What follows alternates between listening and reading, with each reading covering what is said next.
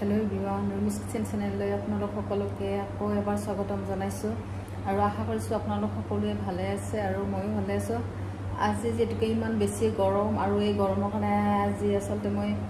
এটা খুব ধুনিয়া গৰমত খাই ভাল লগা ৰেচিপি বনাবলৈ ওলাইছো আৰু তেনালে বেছি পলম নকৰি বলকচোন ৰেচিপিটো মই কি বাৰু চাম এয়া মধুফুলন টেঙা ইয়াৰে আজি মই ৰেচিপি বনাম মাছৰ লগত আৰু এয়া ৰঙালাওৰ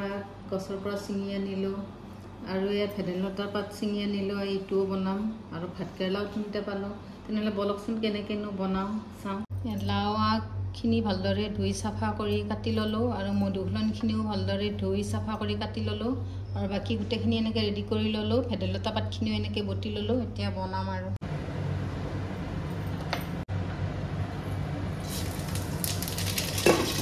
তেলখিনি গৰম হৈ গ'ল এতিয়া ইয়াতে মই সৰিয়হখিনি আৰু দুটা শুকান জলকীয়া দি দিছো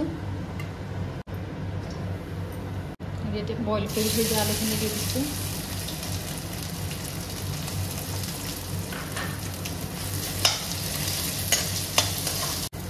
অকণমান হালধিও দি দিছো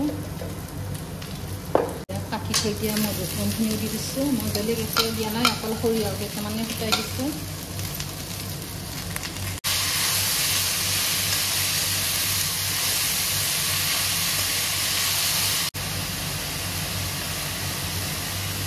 নিমখখিনি দি দিছো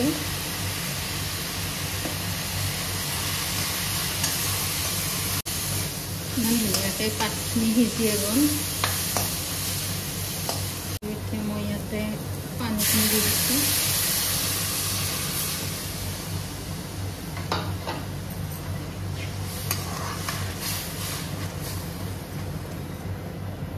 আৰু অলপ পানী দি দিম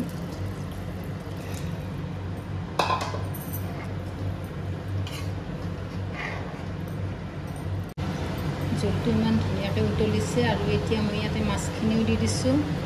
মাছখিনি মই আগতে ভাজি থৈ দিছিলোঁ এইটো দেখুওৱা নাই এতিয়া মই এইফালে ৰঙালাওৰ আগখিনিও বনাম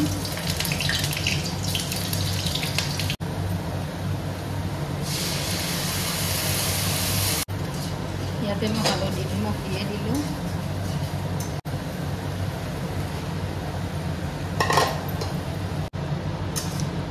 ৰঙালাওৰ আগ সৰিয়হৰ লগত চৰচৰি বনাই খাই ভাল পায়নে জনাবচোন এয়া মোৰ মাছৰ টেঙা জোল হৈয়ে গ'ল ইমান ধুনীয়া হৈছে মাছৰ টেঙাখন গৰমৰ দিনত এইখন তৰকাৰী হ'লে আৰু একোৱেই নালাগে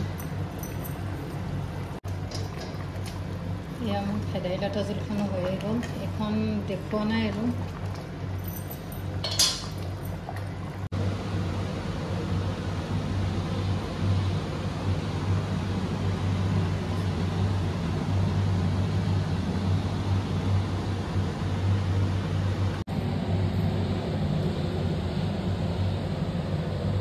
আৰু ভিডিঅ'টো চাই ভাল লাগিলে লাইক আৰু শ্বেয়াৰ কৰি দিব